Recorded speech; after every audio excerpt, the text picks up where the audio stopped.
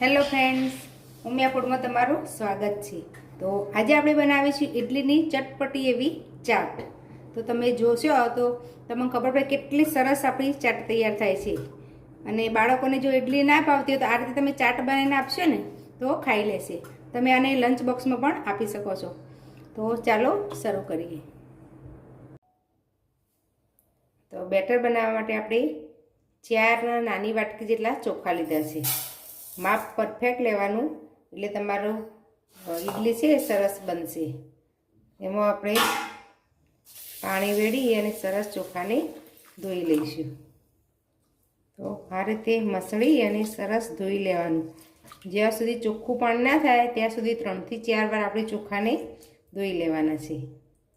તો ચોખા મેં 4 પાણી ધોઈ લીધેલા અને પછી મેં 3 ગ્લાસ પાણી વેડી અને પલાળી દીધા છે। હવે આપણે અડદની દાળ લઈશું। તો 4 વાટકી ચોખા હતા એની સામે આપણે 1 વાટકી અડદની દાળ લેવાની। એટલે 4 ગણા ચોખા લેવાના અને 1 ગણી અડદની દાળ ચોથા ભાગની। હવે એને પણ આપણે ધોઈ લઈશું સરસ। દાળ અને ચોખાને અલગ પલાળવાના, એને પીસવાના પણ અલગ છે। એટલે આપણે અલગ પલાળીશું ને તો સરસ આથો આવશે।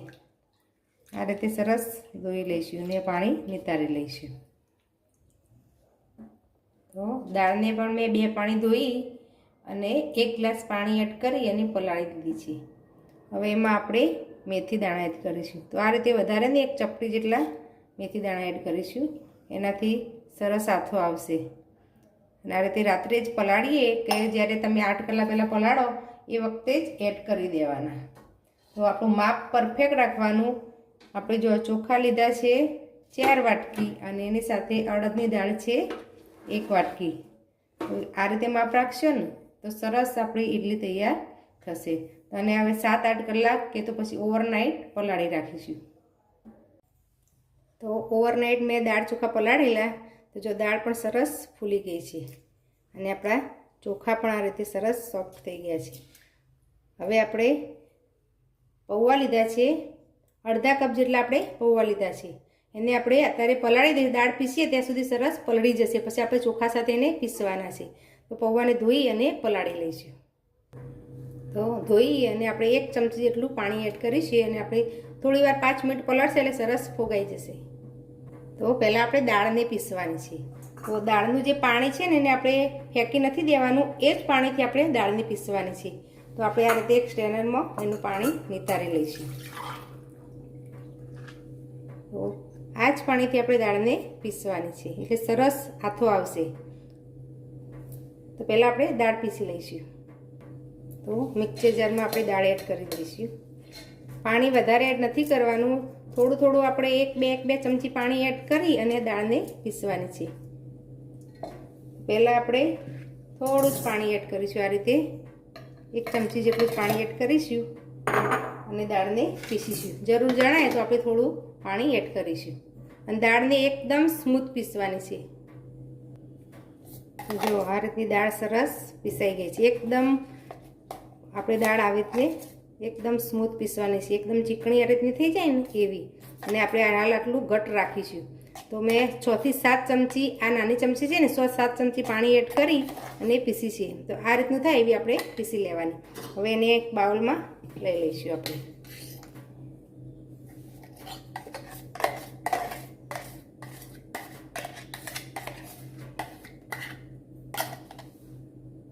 હવે ચોખા પીસવાના છે। તો ચોખાને પણ મેં પાણી નિતારી લીધું છે। હું 2 વાર અડધા પીસી લઈશ। એમાં પણ જરૂર પડે એ પ્રમાણે પાણી એડ કરી અને આપણે થોડું દરદરું આ પીસવાના છે ચોખાને। સાથે આપણે આ પૌવા પલાળેલા એ એડ કરી દઈશું। હવે આપણે આમાં દાળનું પાણી એડ નથી કરવાનું, આપણે નોર્મલ ચોખ્ખું પાણી આવે એ એડ કરી અને પીસવાનું છે। તો પહેલાં આપણે થોડું એમને પીસીશું, પણ થોડું પાણી એડ કરીને સરસ પીસી લઈશું। ચોખા પણ સરસ પીસાઈ ગયા છે અને જો આ રીતે થોડા દરદરા છે એ રીતના આપણે ચોખાને પીસવાના છે। ચોખાને પણ આપણે દાળના બેટરમાં એડ કરી દઈશું। તો આ રીતે હું બીજા બાકી છે એ પણ ચોખા પીસી લઈશ। તો આ બીજું પણ મેં ચોખાને પીસી લીધા છે। બધું સરસ મિક્સ કરી લઈશું દાળ ચોખાને।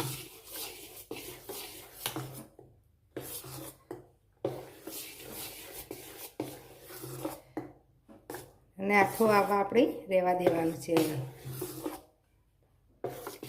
આ રીતે પહેલાં દાળ ચોખા મિક્સ કરી અને પછી જ આથો આવવા રહેવા દેવાનું. તો આ રીતનું જ આપણે રાખવાનું છે, બહુ નરમ બેટર નથી કરવાનું. હવે ઢાંકણ ઢાંકી અને આપણે ગરમ જગ્યાએ 7 થી 8 કલાક માટે રહેવા દઈશું. તો 8 કલાક થઈ ગયા છે અને જો આપણું બેટર સરસ ફૂલી ગયું છે. અને હવે તમે બતાવી દો સરસ કેવો આથો આવી ગયો છે. જુઓ આ રીતે તમે બેટર બનાવશો ને તો સરસ આથો આવી જશે. અત્યારે વધારે ગરમી નથી તો પણ જો સરસ આથો આવી ગયો છે ને. હવે આપણે હળવા હાથે આને મિક્સ કરી લેવાનું. વધારે આને ફેટવાનું નહીં, આ રીતે હળવા હાથે મિક્સ કરી લેવાનું.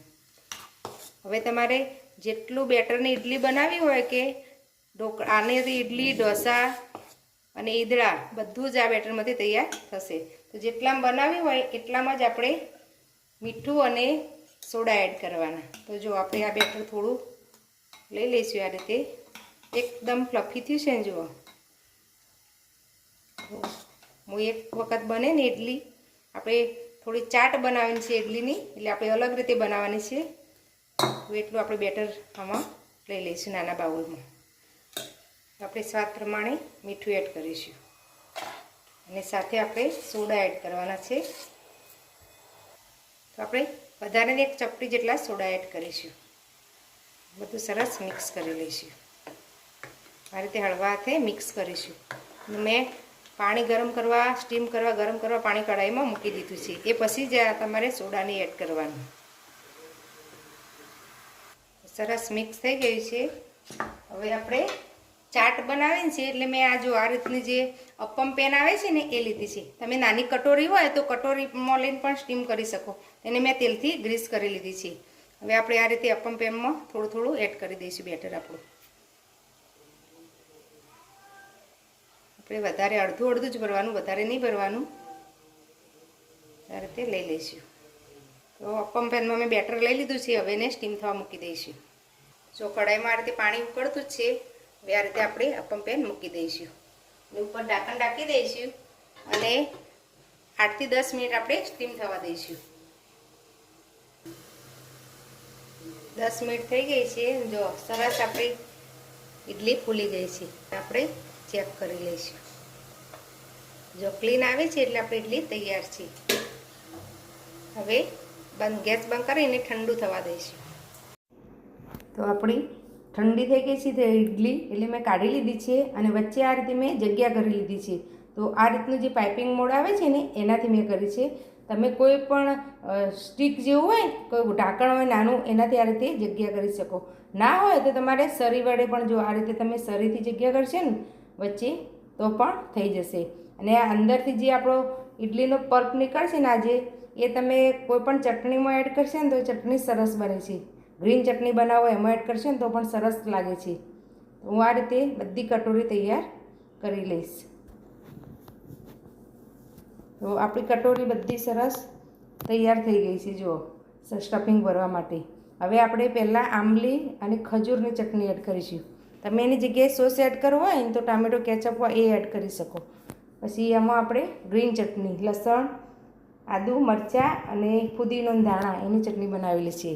પછી થોડા કાંદા એડ કરીશું, થોડા દાડમના દાણા એડ કરીશું, ઉપરથી થોડી સેવ એડ કરીશું. તો એ રીતે અમે બધામાં ગ્રીન ચટણી એડ કરી દીધી. પછી બધામાં આંબલીની ચટણી, આ રીતે કાંદા એડ કરી દીધા અને બધામાં એટલું સ્ટફિંગ ભરી દીધું છે.